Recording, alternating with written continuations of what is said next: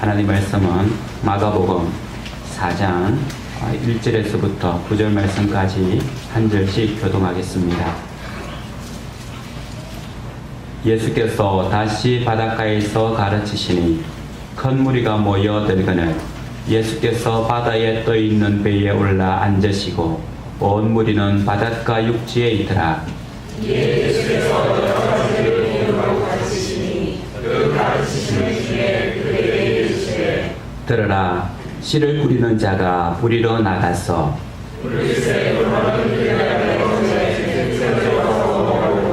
들으는 흙이 얕은 돌밭에 떨어지매 흙이 깊지 아니하므로 곧 싹이 나오나 들으는 가시들기에 떨어지매 가시가 자라 기운을 막음으로 결실하지 못하였고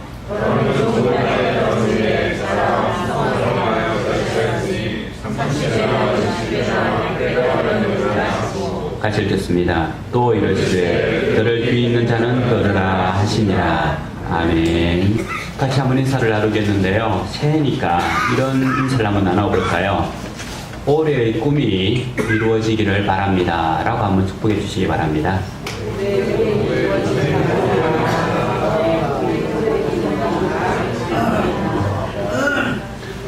그 인사를 나누는데 좀 어색하지 않나요? 내게 꿈이 있었나? 꿈이 있어야 이루어질 건데 올해 좀 꿈을 꾸십니까? 2019년 꿈을 좀 꾸십니까? 한두 분 한번 이야기해 주시겠어요? 올해 꿈이 뭔지. 제가 여러분들이 제출해 주신 기도 제목을 이렇게 가지고 있습니다. 나중에 다시 나눠줄 건데요. 기도 제목을 쭉 보면서 뭐랄까요? 참 하나님 앞에서 정결하고 거룩하고 또 영적인 삶들을 추구하는 모습들을 많이 볼 수 있는데 뭐 다 그 외에는 특별한 게 없어요. 다 신앙적으로 다 잘 사실 것 같아요. 어떤 올해 꿈이 뭡니까? 누가 한두 분 이야기해 주시겠어요? 꿈 이야기하면 우리 이한이가 이야기해야 되나? 뭐 그렇게 하면 그런 분들이 있어요. 이한이 꿈이 있어요 올해? 이한아 꿈이 있어? 뭐지? 발레리나가 되는. 그렇지. 그렇게 해서 올해 열심히 준비해야 될 거예요. 발레리나가 되는 꿈. 우리 나이 드신 분에게 꿈을 이야기하면 이야기할 게 좀 있나요? 김광국 지사님. 꿈이 있어요? 엄청나게 많지만 이야기하기 힘든. 감사합니다. 그래요. 왜 제가 이렇게 묻냐면 우리가 꿈을 잃어버린 지 오래된 것 같아요. 특별히 뭐 이한이나 서우, 인우가 어디 갔죠? 밑에 있어요. 그런 경우나 좀 꿈을 꾸고 초등학교 때나 꿈을 꾸지 중학생이 되면 꿈을 잃어버려요. 이제 우리 건우한테 너 꿈이 뭐니? 라고 물어보면 이 실례의 질문이에요.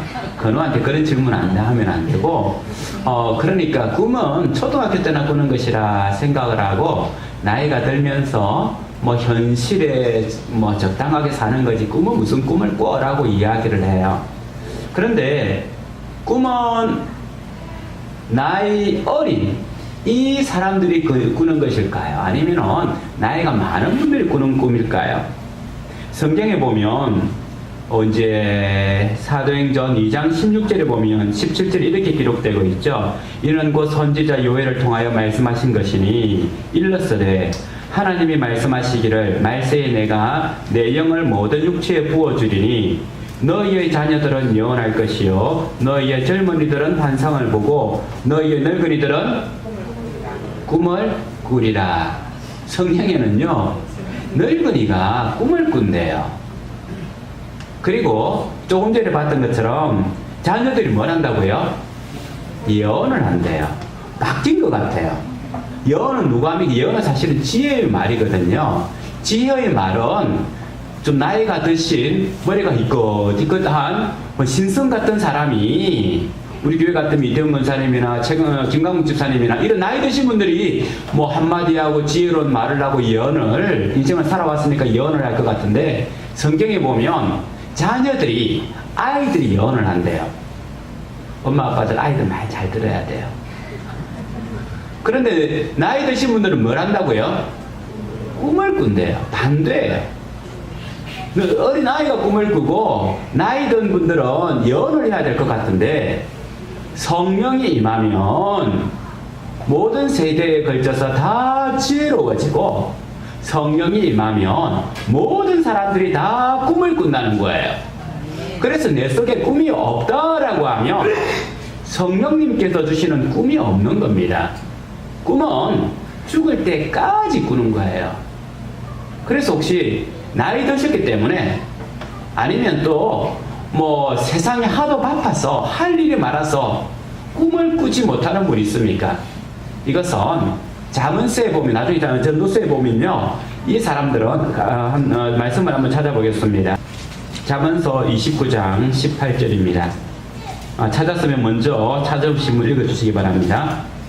묵시가 없으면 백성이 방자히 행하거니와 율법을 지키는 자는 복이 있느니라. 예, 묵시가 없으면, 여기 묵시는 계시, 하나님의 말씀, 뭐로도 표현할 수 있고요. 그러면 백성이 방자히 행한다고 하는 것은 자기 마음대로 행한다는 거예요. 자기 마음대로 행하고 율법을 지킨 자는 복이 있다라고 되어 있는데, 이것을 킹 제임스 버전에서는 어떻게 번역하고 있냐 하면, where there is no vision, 비전이 없으면 the people perish, 그 백성들은 망했다, 죽었다는 거예요.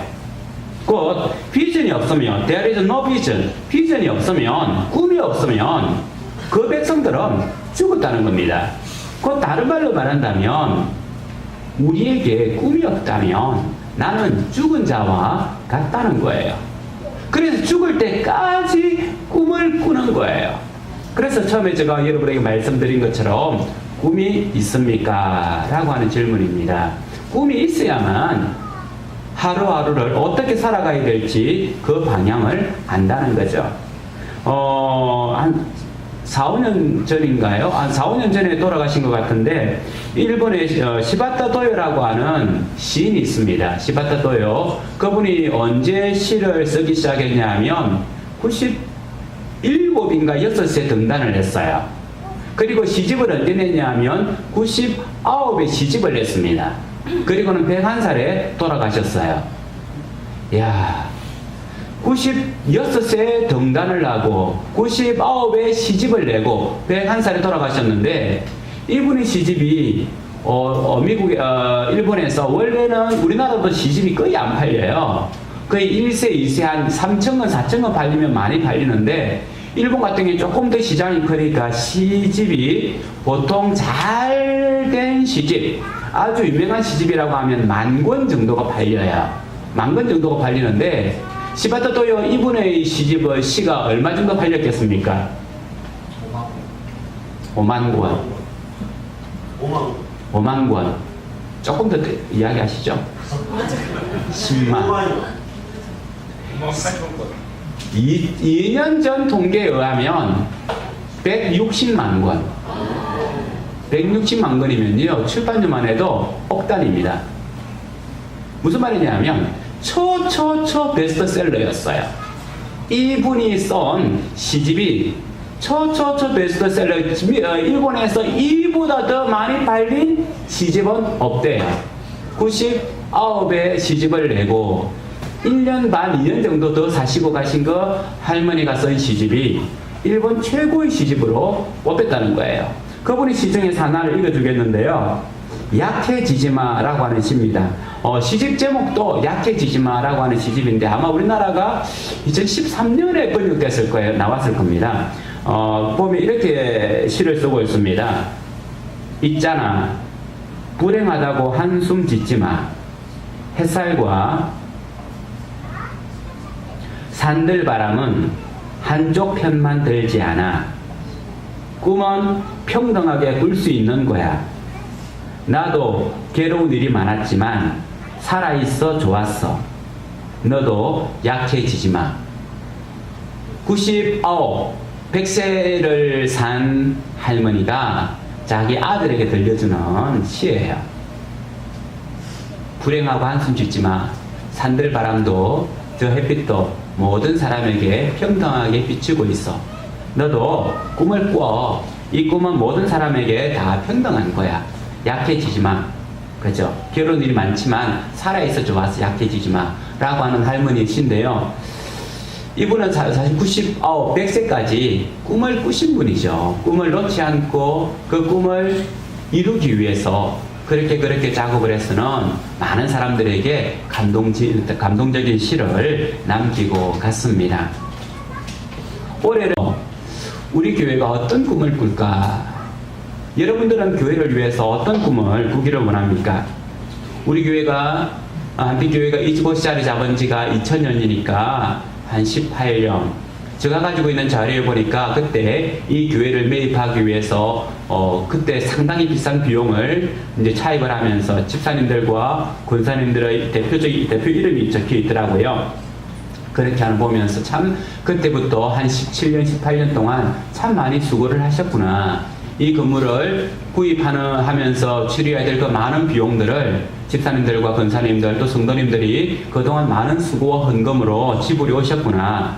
그리고 이 교회를 유지하기 위해서 많은 애를 쓰셨구나라고 하는 것을 느꼈습니다. 한데 이제 건물이 있고 우리가 모임이 있다고 하면 우리 꿈이 뭡니까? 우리 꿈이 있어야만 이 건물이 필요하고 우리 꿈이 있을 때에 우리 교회가 필요한데 우리 권사님들, 집사님들 헌금과 수고로 인하여서 이 건물을 만들고 세우고 이 건물을 사고 해왔는데 무엇을 위해서 그렇게 했습니까? 우리 권사님들, 우리 집사님들, 여러 성도님들 무엇을 위해서 이 교회당을 샀냐는 거죠. 그냥 이 교회에서 우리가 예배 드리기 위한 처소로 예배를 샀다면 이 교회까지 올 필요 없이 창동 옆에 있는 크고 좋고 아름다운 교회 많은데 그곳으로 갈 수도 있고 이 교회 근처에도 우리 교회 말고도 얼마나 아름다운 교회들이 많이 있습니까? 그 교회 가도 되는데 왜 우리가 한빛교회라고 하는 이 공간에 모여서 예배를 드립니까? 그것은 하나님께서 우리 한빛교회에 주신 꿈이기 때문에 그렇죠. 비전이기 때문에 그렇습니다. 우리 한빛교회를 통해서 그 꿈을 이루어드리고 싶어서 우리가 한빛교회 공동체라고 하는 공동체로 모여서 예배를 드리는 거예요. 그래서 17년, 18년 그동안 수고를 많이 하면서 교회를 구입하고 여기까지 왔다면 이제 다시금 한 번 더 우리가 어떤 꿈을 꾸어야 될지 꿈을 생각해 봐야 된다는 겁니다. 조금 전에 잠언서 29장 18절에 있는 것처럼 묵시가 없으면 계시가 없으면 꿈이 없으면 그 백성은 망한 백성이다. 그 백성은 죽은 백성이다. 우리가 이 자리에 예배를 드리고 앉아있지만 하나님께서 우리에게 주시는 꿈이 없다며 우리는 죽은 백성이라고 하는 거죠.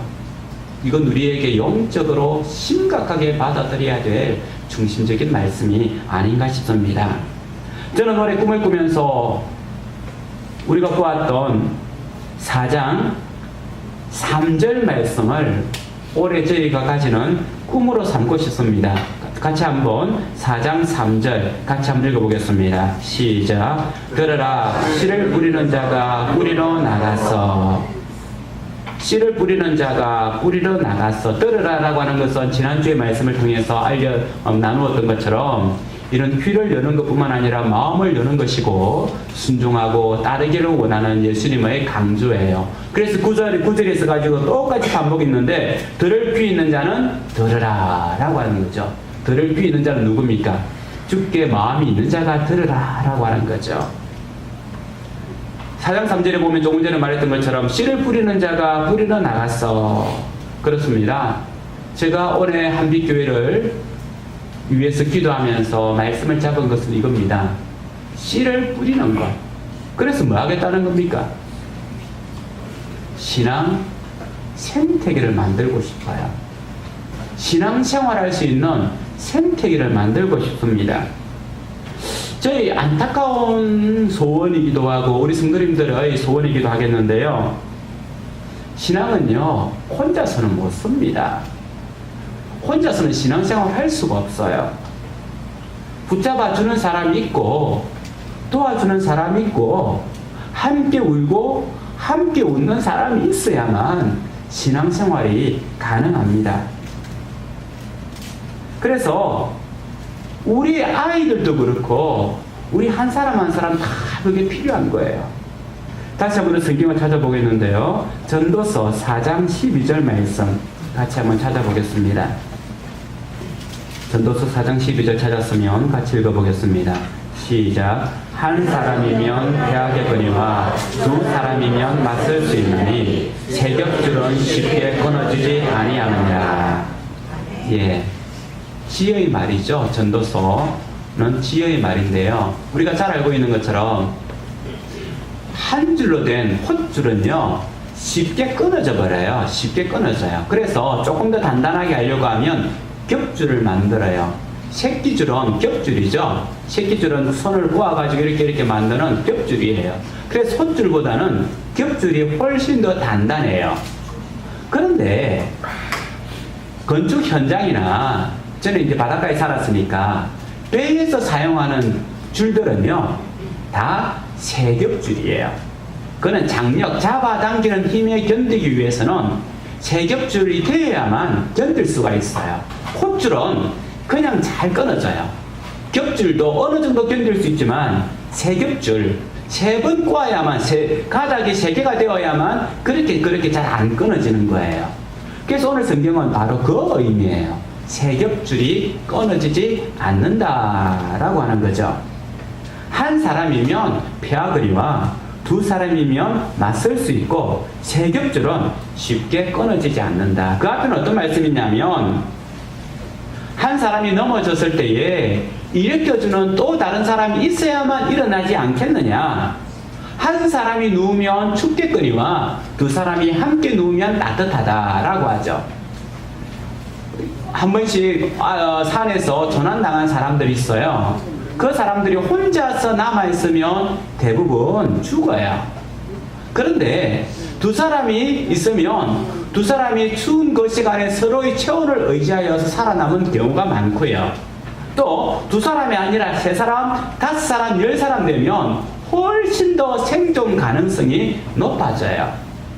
혼자서는 지내기 힘들다는 거죠. 저는 조금 전에 말씀드린 것처럼 우리 교회 학교 아이들을 보면 마음이 짠해요. 우리가 이 아이들에게요 성경만 잘 가르치면 될 것 같아요. 우리 선생님들이, 엄마 아빠들이 성경만 들고 가가지고 열심히 가르치고 찬송을 가르치면 이 아이들이 잘 자랄 것 같아요. 물론 그럴 수 있겠죠. 그것은 우리의 소망일 수가 많아요. 우리 아이들이 신앙생활 잘 못한다고 야단치지 마세요. 왜냐하면 이 아이들이 신앙생활 잘할 수 있는 생태계를 우리가 만들어주지 못했어요. 지연이가 신앙생활 잘 못하고 예배 잘 참석하지 못하고 나고 야단칠 수가 없어요. 지연이의 친구가 없는데 이 아이들이요, 아이들은 부모와 의논하는 것이 아니라 부모한테 이야기하는 것이 아니라 60% 이상이 친구와 대화하면서 자기 속에 있는 이야기를 끄집어내요. 한 10몇 프로가 부모하고 이야기를 해요. 그런데 우리는 교회에서 이 아이들의 친구를 못 만들어주고 있어요. 적어도 자기와 마음을 나눌 수 있는 친구가 있어야 교회에 정을 들이고 교회 생활을 할 수 있는데 혼자 다니는데 우리 그 뒤에 건우가 있지만 혼자 저렇게 앉아있기가 얼마나 힘든지 몰라요. 당연하게 폰을 할 수밖에 없는 상황을 우리가 만들어주고 있어요.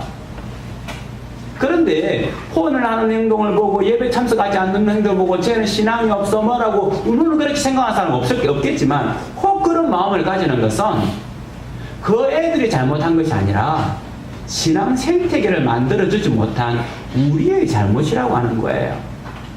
오늘 안 나왔지만 다니엘과 에서더, 한나 얼마나 재밌게 놉니까? 3명이잖아요. 나와가 오늘 아마 엄마 아빠인데 우리 교회 한빛교회 안 가? 그렇게 하고 있을 것 같아요. 걔들이 오면요 3명이기 때문에 다른 사람 없어도 그냥 자기들끼리 막 놀아요.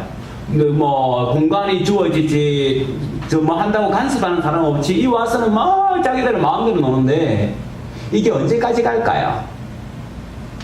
3, 4년 지나고 나면 다니엘은 이제 초등학교 거의 4, 5학년 되면요 자기 동생들하고 안 놀아요. 그럼 이 아이들은요 자기 옆에 있는 동료 친구들을 봐야 돼요. 적어도 초등학교 3학년 되면 동료 친구 무리를 만들어 살아요. 그런데 친구들이 없으면 당연하게 친구가 없는 곳에 어떻게 오고 싶겠습니까?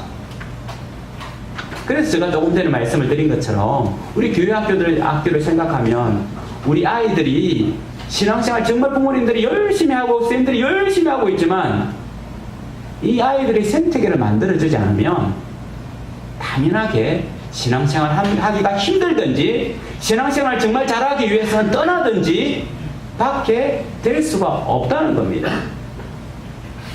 제 자녀들도 있지만 굉장히 힘들어해요. 그게 제가 목사기 때문에 어쩔 수 없이 같이 다니는 것도 있지만 그런 거예요. 친구가 있어야 아빠 엄마에게 이야기하지 못하고 다른 사람한테 이야기하지 못하는 것을 친구들과 서로 이야기하면서 서로 이 친구하고 이야기하다 보니까 이 친구는 이렇게 신앙생활 하는구나, 저 친구는 저렇게 신앙생활 하는구나, 서로 하면서 같이 신앙의 문화를 만들어 가야 되는데 다 혼자 쉬겠다는 거예요. 누가 만들어줬습니까?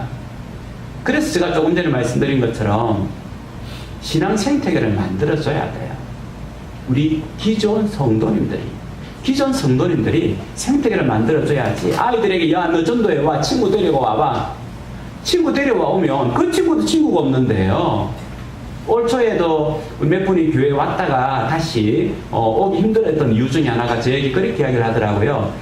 아이들 때문에 안 되겠습니다.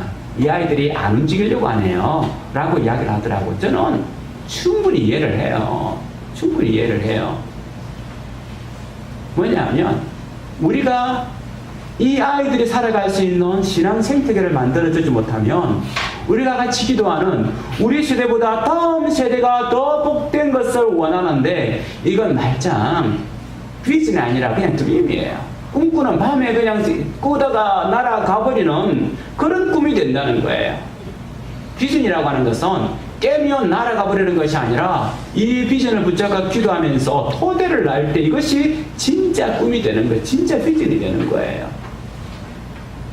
그래서 우리 아이들이 잘못이 아니고 우리 아이들이 잘못해서 예배를 못 드리거나 우리 아이들이 신앙심이 부족해서 하나님을 잘 못 섬기는 것이 아니라 우리가 신앙 생태계를 잘 못 만들어줬다는 거죠. 바깥에 나가면 새로운 나무를 심었으면요 그 새로운 나무 혼자서 그냥 벌판에 푹 심어놓고는 있으라고 하지 않아요. 지지대를 세워줍니다. 그리고 같은 종류의 나무들을 같이 세워요. 같이 세워서 같이 굴력을 이룰 때에 이 나무들이 튼튼하게 자라는 거예요. 함께 자라는 거죠. 그래서 우리가 오래 꿈꿔야 될 것은 정말 우리 교회를 사랑하고 우리 교회의 미래를 생각한다면 신앙 생태계를 만들어야 돼요. 그뿐만 아닙니다. 우리 아이들뿐만 아니에요. 우리 집사님들, 권사님들 똑같아요. 우리 집사님들, 권사님들이 같이 이야기할 수 있고 신앙을 상담할 수 있고 할 수 있는 공감대가 형성될 수 있는 또래 집단이 없으면 신앙생활 하기가 힘듭니다. 그래서 이분들이 어디로 갑니까? 그들과 함께 할 수 있는 곳을 찾아가는 거예요. 찾아가는 겁니다. 교회에서 만족되지 않기 때문에 교회에서 이것이 채워지지 않기 때문에 또 다른 곳으로 가서 이 동료들을 만나고 영적인 어떤 빈칸들을 채우려고 한다는 거죠. 영적인 동료가 없으면 우리 아이들만 힘든 것이 아니라 우리 부모님들도 역시 힘들고 우리 한 사람 한 사람이 다 신앙생활하기 힘듭니다. 같이 이야기되고 같이 나누고 같이 고민할 수 있는 이러한 신앙 생태계 함께 할 수 있는 사람들이 우리에게 있어야 된다는 거죠. 그래서 올해는 씨를 뿌리기를 원해요. 씨를 뿌려서 생태계가 되어야 됩니다. 제가 올해 꿈꾸는 것도 역시 그래요. 우리 교회를 어떻게 리모델링을 할까라고 고민을 하면서 이 생태계, 신앙 생태계, 신앙 환경을 만들어줄 수 있는 우리 아이들이 와서 생활하는 데 있어서 이 아이들 중심으로 공간을 만들어줬으면 좋겠다라고 하는 것이 저희 꿈이기도 하죠. 그래서 1층에는 아이들이 와서 생활할 수 있는 도서관이라든지 작지만 자기 나름대로의 공간을 만들어주는 것이 좋겠다라고 생각이 드는 거고요. 우리는 예배당 중심의 교회가 아니라 신앙 생태계 중심의 교회당을 만들어야 된다는 거죠. 그래서 올해 우리가 이 신앙 생태계를 만들었으면 좋겠다 싶습니다. 이것이 우리 교회의 비전이고 제가 올해 교회에 바라는 가장 큰 비전입니다. 그러기 위해서는 조금 전에 말씀을 드린 것처럼 씨를 뿌려야 합니다. 씨를 뿌려야만 신앙 생태계가 만들어지죠. 나무를 심어야 돼요. 나무를 심어야 거기에서 죽는 나무도 나오고 튼튼하게 자라는 나무도 나오는데, 나무도 심지 않고 산에 참나무 군락이 만들어지기를 바라는 것은 안 맞는 거죠.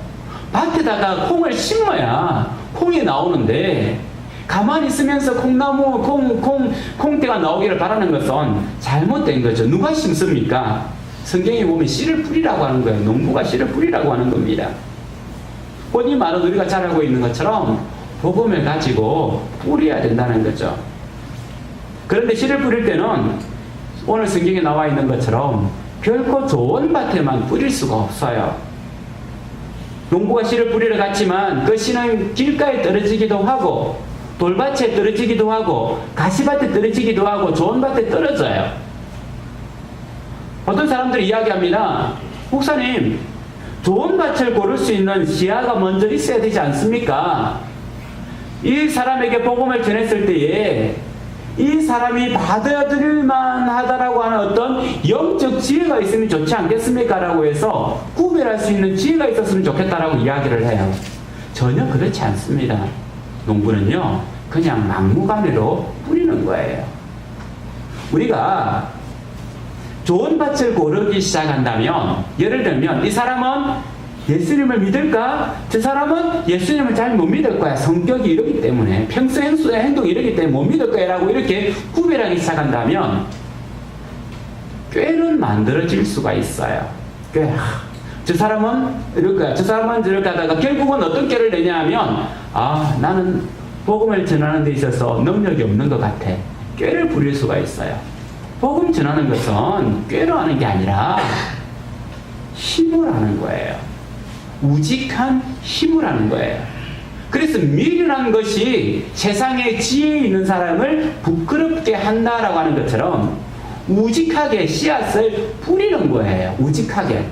그럴 때에 전도의 꾀가 아니라 전도의 힘이 생기는 겁니다.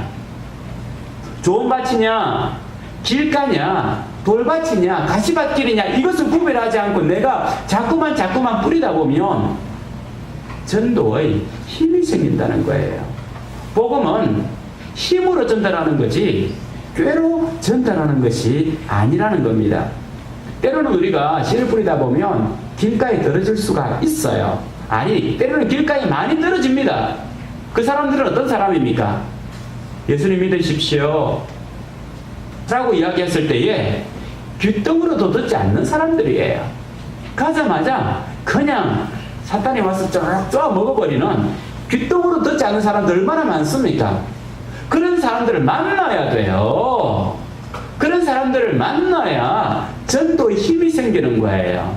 귀뚱으로 듣지 않을 때에 못 전하겠어. 그게 아니라는 거죠. 또 어떤 때는 길가에 떨어지기도 합니다. 길가에 떨어지니까 어떤 때는 돌밭에 떨어지기도 합니다. 돌밭에 떨어진 보니까 어떻게 햇빛이 나가지고는 금방 말라 죽지 않습니까? 열받게 하는 사람들이 있죠. 내가 옛날에 교회 다녔는데 목사는 이런 사람들이었어. 요즘 교회가 뭐 이래 하면서 교회를 욕하고 신앙생활 하는 사람들 욕하는 사람들이 있어서 우리를 열받게 합니다. 그렇다고 해가지고 그 사람이 그렇게 할 때에 내 인격이 손상당하는 것처럼 그런 시간을 가지기도 해요. 한데 이런 사람도 만나야 돼요. 이런 사람들이 두려워서 복음을 전하지 못한다면 전할 수 있는 것이 전혀 없다는 겁니다. 저는 복음을 전하다 보면 이런 생각도 합니다. 친구 사이가 깨지지 않을까? 내가 지금 친한 사람에게 교회 가자고 하면 친구 사이가 깨어지지 않을까? 그 사람이 나를 어떻게 볼까? 그런데 복음을 전했다 해가지고 친구 사이 깨지는 것도 없어요. 그냥 조금 전에 그것은 우리 잔꾀입니다. 친구 사이 안 깨지고, 그렇게 해서 친구 사이가 깨어진다면 그 친구는 유지할 만한 관계가 아니라는 거죠. 복음을 전해서 친구가 끊어질 것에 대한 두려움도 있을 필요가 없다는 거죠. 세 번째로는 어떤 밭이 떨어졌냐면 가시밭에도 떨어질 수 있습니다. 가시밭에 떨어지니까 올라오다가 이 가시가 좋아서 하는 거죠. 결국은 복음을 전하다 보면 우리가 고난과 어려움을 당할 수가 있어요. 친구들로부터 따돌림을 당할 수도 있겠고요. 조롱을 받을 수도 있겠고요. 핍박을 받을 수가 있죠. 관계에 있어서 어려움을 겪을 수도 있습니다. 하지만 성경에서는 마태복음 5장 12절에서는 뭐라고 말씀하고 있냐면 기뻐하고 즐거워하라. 하늘에서 너희의 상이 큼이라.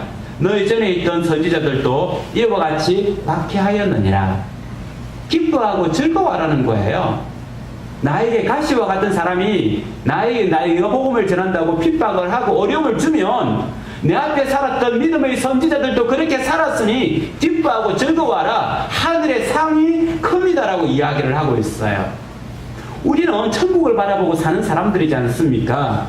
천국을 바라보고 사는 사람은 어디에 관심이 있습니까? 천국에 관심이 있고 천국의 상에 관심이 있는 거예요. 저도 한때는 돌밭이었습니다.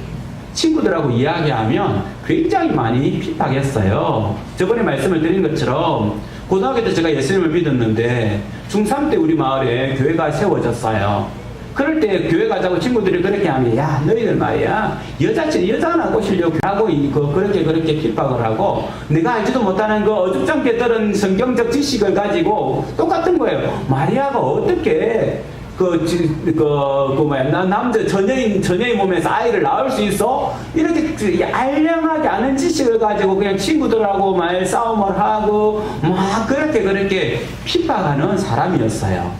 그런데 제가 고등학교 1학년 8월 22일 수요일 날 예배를 드리고 나서부터 세상이 다르다는 것을 깨달은 거죠. 그때부터 수요일 예배 저번에 말씀을 드린 것처럼 수요일 예배만 드린 것이 아니라 토요일 날에 학생의 모임이 있었는데 학생의 모임을 참석을 했어요. 그러다 보니까 주일날에 지금 11시죠. 종을 땡땡 치는데 굉장히 교회 가고 싶은데 친구에게 물어봤죠. 주일날 그때 일요일이니까 일요일날 종을 치는데 첫때는 교회 가면 안 돼? 라고 하니까 괜찮대요. 그 친구가 처음부터 낮예배를 인도해 줬으면 되는데 그렇게 해서 낮예배를 참석했습니다.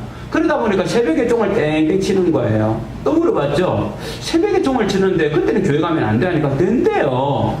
그래서 새벽 예배를 참석을 하고 그러다가 금요일날에 어른들끼리 모여서 또 예배를 드리더라고요. 지금 말하면 구역 예배죠. 그 참석하면 안 되냐니까 목사님이 된대요. 그때는 강사님이 된대요. 그 구역 예배도 따라다녔어요. 그러다가 주일학교 교사를 지금 8월 20일 날 예수님을 믿었는데 그해 12월 달부터 고1인데 주일학교 교사를 하기 시작했어요. 처음 설교를 그 다음 년도 고2 때 첫 주에 설교를 했는데 왜냐하면 그때 맡고 있는 분이 다른 교회에 옮겨버렸어요. 그래서 목사님한테 어떻게 설교할까요? 물어보니까 요한복음 15장 가지고 읽어주면 된다 하더라고요. 요한복음 포도나무 비유잖아요. 처음에 그렇게 읽어줬어요. 그리고 나서 설교를 마쳤는데 이거 아닌 것 같아요. 그래서 설교와 관계되는 책들을 사서 보기 시작하고 아이들에게 이제 스토리텔링식으로 이야기를 했죠. 그리고 나중에 교대를 갔는데 제가 굉장히 사람들을 잘 가르치는 사람으로 서 있더라고요.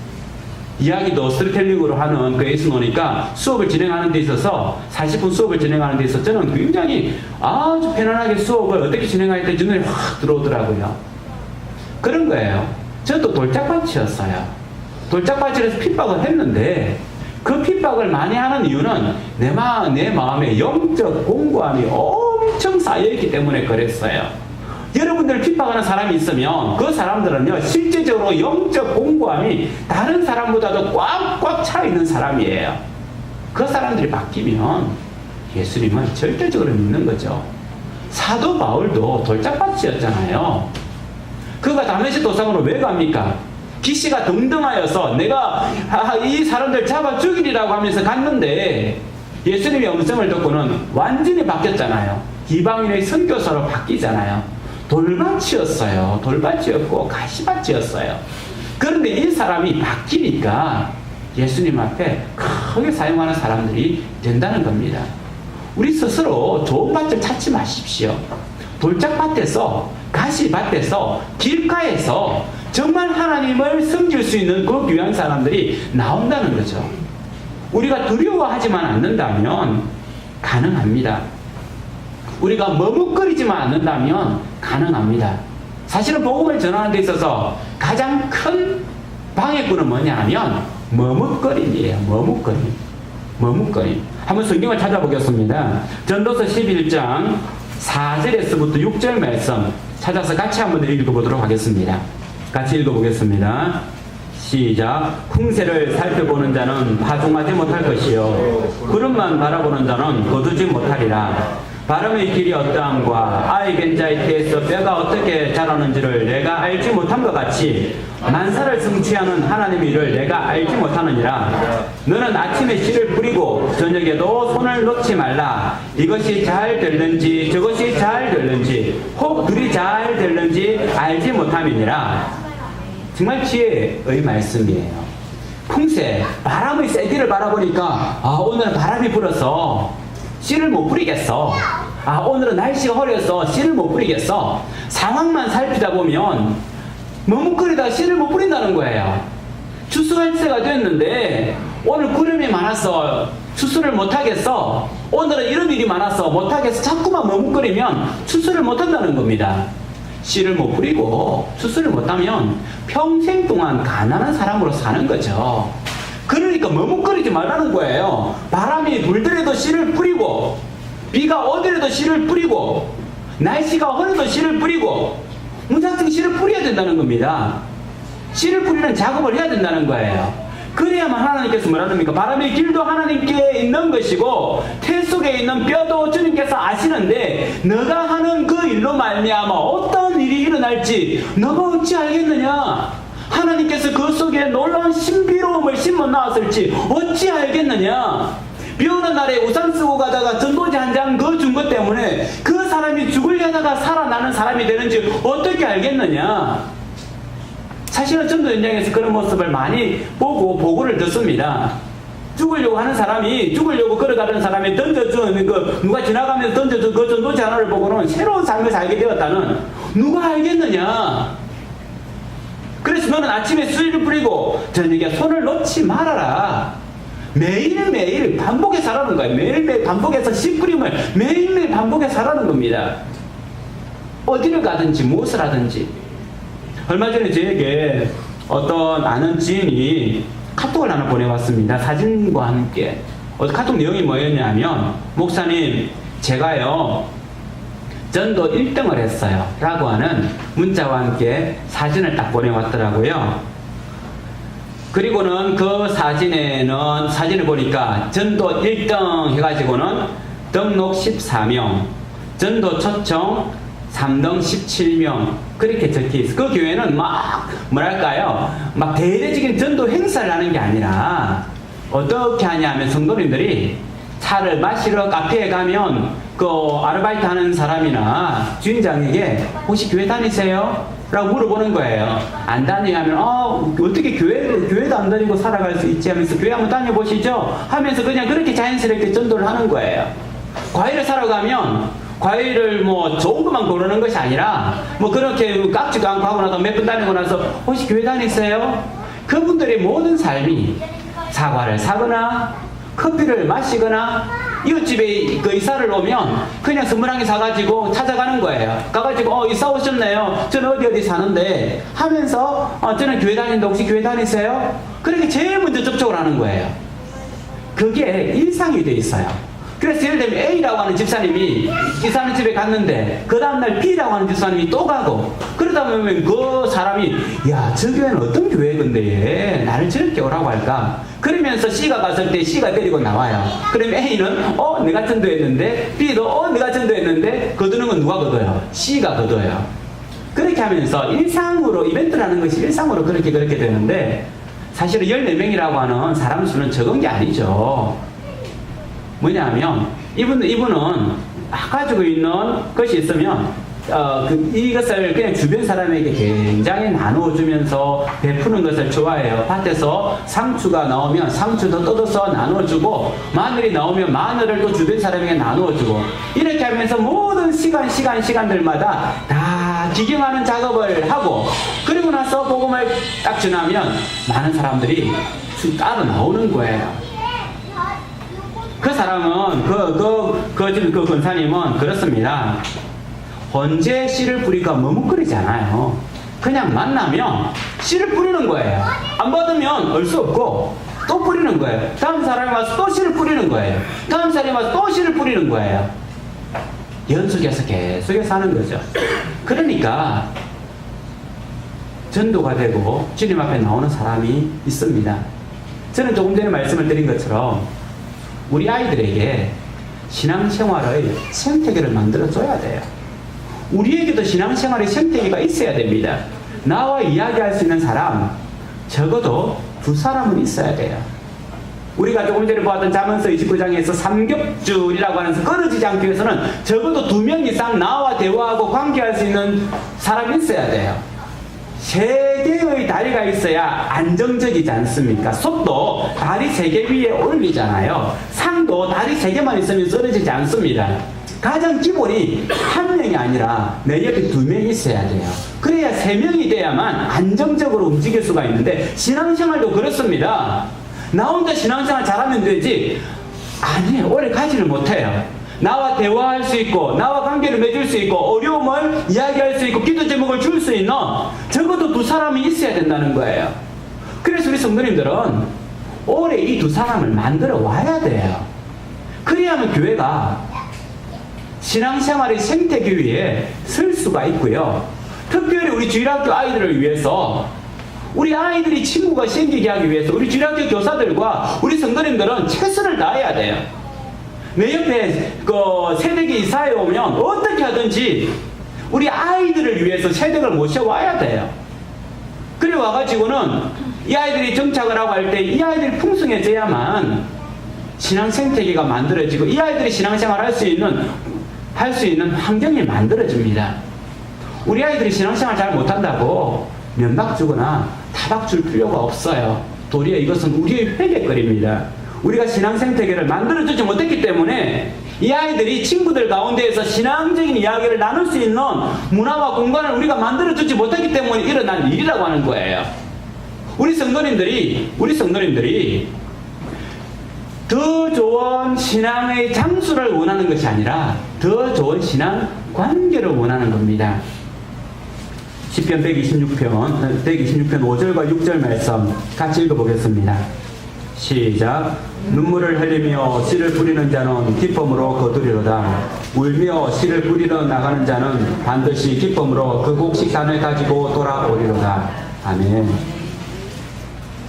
씨를 뿌리는데 힘들지 않은 사람 없어요. 전도하는데 힘들지 않은 사람 없어요. 힘들지 않아서 전도하는 것이 아니라 전도가 필요하기 때문에, 복음을 전하는 것이 필요하기 때문에, 하나님의 비전을 보기 때문에, 하나님의 꿈을 보기 때문에, 하나님의 꿈과 나의 꿈이 합일점을 이루기 때문에 울면서라도 씨를 뿌리는 거예요. 울면서라도 씨를 뿌리는 겁니다. 그런데 울면서 씨를 뿌렸는데 아무것도 가지지 않습니까? 기쁨으로 그 단을 가지는 거죠. 씨를 뿌리는 자와 씨를 뿌리지 않는 자 차이는 뭘까요? 제가 어릴 때 자꾸 시골 이야기를 하는데 저희 집에는 논이 없었어요. 밭만 있었어요. 그러다 보니까 제가 제일 부러웠던 게 뭐냐 하면 가을이 되면 탈곡 추수하는 그 집이 너무너무 부러웠어요. 나도 탈곡 다리 얹어가지고 가금 해가지고 탈곡 하잖아요. 그죠? 시골에 안 살아봐도 모르겠지만 이런 이만한 탈곡기가 있어요. 탈곡기가 있으면 그 발을 얹어가지고는 가금 하면은 막 이게 돌아가면서 탈곡이 막 되는데 그게 너무 재밌어 보이는 거예요. 그렇다고 남의 집에 가서 그거 할 수 없잖아요. 내 친구들은 자기 집에 논이 있어가지고 그거 가지고 다리를 가금 하면 돌리는데 나는 그게 없었어. 야, 가을이 되면 나도 한번 추수해봤으면 좋겠다. 물론 보리는 추수했어요. 그 보리는요, 가끔 하는 게 아니라 큰 기계 속에 그냥 집어넣으면 탈곡이 돼버리기 때문에 그 큰 기계는 우리와 같은 아이들이 다루는 게 아니라 어른들이 다루는 거예요. 그래서 제가 야 우리도 가을이 되면 추수했으면 좋겠다는 건 못했어요. 그러니까 당연하게 보면은 씨를 뿌리는 게 없는 거죠. 뭐냐면 씨를 뿌리는 사람의 기대는 뭘까요? 힘들어도 떼앞빛 가운데서 콩을 심고 팥을 심고 고구마를 심고 하는 이유는 뭘까요? 추수를 기다리기 때문에 그래요. 여러분도 도시에 살아서 고구마 농사가 얼마나 힘든지 모를 겁니다. 고구마는요 보통 5월달쯤 돼서 심거든요. 5월달 정도 고랑을 켜고 그 위에다 고구마 때를 심는데 어떤 사람 보니까 밑에다 하는 사람이 있어요. 고랑을 씌우고 거기다 심는데요. 문제는요 5월달에 6월되면 어떤 데냐 하면 가뭄이에요. 그러면 가뭄이 되면 이 고구마는요 말라 비틀어져요. 그러면 물동이에 물을 이고 가가지고는 짊어지고 가가지고 이 고구마에다 물을 탁 줘요. 이게 얼마나 힘든지 몰라요. 근데 그렇게 하는 이유는 뭡니까? 추수를 생각하기 때문에. 추수를 생각하면서 오늘의 고통을 견딜 수가 있는 겁니다. 곧 그리스도인들은 추수는 어디 살 거예요? 천국에 살 거잖아요. 하나님 앞에서 우리가 상급을 받을 거잖아요. 침노하는 자가 천국을 яд는다고 했는데 천국의 기쁨은요 씨앗을 뿌려본 자가 천국을 기대할 수가 있어요. 이 땅에서 저 씨앗을 뿌리면서 핍박받아 본 사람이 그래 내가 천국에서 어떤 상을 받는지 너 똑똑히 안 봐 말할 수 있는 거예요. 씨를 뿌리지 않으면 추수에 대한 기대감이 없습니다. 다른 말로 말한다면 천국에 소망이 없으면 씨를 뿌리지 않는다고 하는 거죠. 그래서 우리는 눈물을 흘리면서라도 씨를 뿌려야 되는 이유는 천국에서의 상급뿐만 아니라 우리 아이들에게 정말 좋은 신앙 생태계를 만들어주기 위해서 그래요. 저는 정말 이 아이들이 친구가 2명씩 있으면 얼마나 좋을까? 우리 집사님들에게도 친구가 2명씩 있으면 얼마나 좋을까? 그렇게 생각을 하면서 이 말씀을 준비합니다. 사랑하는 성도 여러분, 우리가 하루에 한 번 씨를 뿌리도록 합시다. 제가 알고 있는 선교사님, 같이 선교 훈련을 받았는데요. 그분은 저녁만 되면 나가는 거예요. 그래서 물어봤죠. 목사님, 왜 어디 가십니까? 라고 하니까 나는 하루에 한 번 누군가에게 복음 전하기로 결심했기 때문에 나간다라고 했어요. 그때 훈련을 40여 명이 받았는데 저는 후원하라고 한다면 그 선교사님에게 후원하겠어요. 한국에서 그렇게 전도하기, 한국은 사실 외국보다 전도하기 더 힘들어요. 전도하기 힘든 이 한국에서 매일 한 명에게 전도하는 그 사람이라고 한다면 저는 신뢰할 수가 있어요. 그분이 어떤 사역을 하는지 저는 신뢰할 수가 있어요. 그런데 그분이 아마 어느 나라에 가가지고 진짜 존경받으면서 선교를 잘 하는 걸 알고 있습니다. 그런 거예요. 우리가 이 땅에서 그리스도인으로 존경받을 수 있는 것은 매일 한 명에게 복음을 예수님 믿으십시오 라고 하는 것을 전해보는, 예수님 믿어보십시오, 예수님 믿으십시오, 이 한마디 한 명에게 하는, 힘들면요 우리가 저번에 만들었던 거 있지 않습니까? 벌꿀 가져가라 했잖아요. 그거 그냥 건네주면서 예수님 믿으십시오 라고 지나가면서 그냥 하나 주면 돼요. 상가를 지나가면서 예수님 믿으십시오 주고 가시면 돼요. 이 일을 통해 조금 전에 말했던 것처럼 우리가 어떻게 알겠느냐? 그 사람이 그것을 받고 어떻게 변화될 줄 우리가 어떻게 알겠느냐? 태 속에 있는 아이의 뼈가 어떻게 조성되어 있는지 모르는 것처럼 우리가 어떻게 알겠느냐? 하지만 하나님은 다 아신다는 거죠. 하나님 이 일을 진행하기 때문에 그렇습니다. 저에게는 어쩌면 작은 꿈일 수도 있겠고 큰 꿈일 수도 있겠지만 적어도 우리 아이들에게 지지대를 세워주는 한 해가 되었으면 좋겠어요. 친구들이 서로 모여서 지지하고 함께 할 수 있는 그런 교회 학교가 되었으면 좋겠고, 우리 집사님들과 권사님 옆에 이야기하고 나눔을 할 수 있는 그런 친구들이 있었으면 좋겠어요. 삼겹줄을 만들었으면 좋겠습니다. 우리 아이들의 삼겹줄을 만들어주고, 그렇게 하기 위해서는 아이들을 픽업에 오든지 부모님들을 픽업에 오든지 찾아가든지 그렇게 해서 이 아이들에게 삼겹줄을 만들어줬으면 좋겠어요. 그래서 우리 아이들이 교회 와서 외롭다라고 하지 않도록, 외로워서 나 교회 가기 싫어라고 하는 말을 하지 않도록 우리가 삼겹줄을 만들어줬으면 좋겠어요. 우리 집사님들, 권사님들이 외로워서 말할 수 있는 사람이 교회에 없어가지고 나는 교회 나오기 힘들어 라고 하는 말이 없도록 스스로 그런 사람들을 찾으십시오. 그런 삼겹줄을 찾으십시오. 혼자 있으면 다 외롭습니다. 오늘 하루 동안 씨를 뿌렸으면 좋겠어요. 수요일 제시가 되면 일정을 비워 놓으십시오. 뭐가 그렇게 바빠요. 일정 비워 놓으십시오. 수요일에 직장 때문에 못 하시는 분들은 토요일 하십시오. 그렇게 하면 되잖아요. 우선순위를 두자는 겁니다. 내 삶의 우선순위, 내 꿈을 이루기 위해서 우선순위를 두자는 거예요. 그래서 오늘 한 해 동안 우리 성도님들이, 우리 어르신들이 우리 자녀들에게 신앙의 생태계를 만들어주고, 우리 성도님들은 또 스스로를 지지할 수 있는 지지들을 만들어가는, 삼겹줄을 만들어가는, 끊어지지 않는 삼겹줄을 만들어가는 그런 한 해가 되기를 주님의 이름으로 축원합니다. 같이 이 시간 찬송하겠는데요. 사명이라고 하는 곡입니다. 우리가 잘 알고 있는 건데요.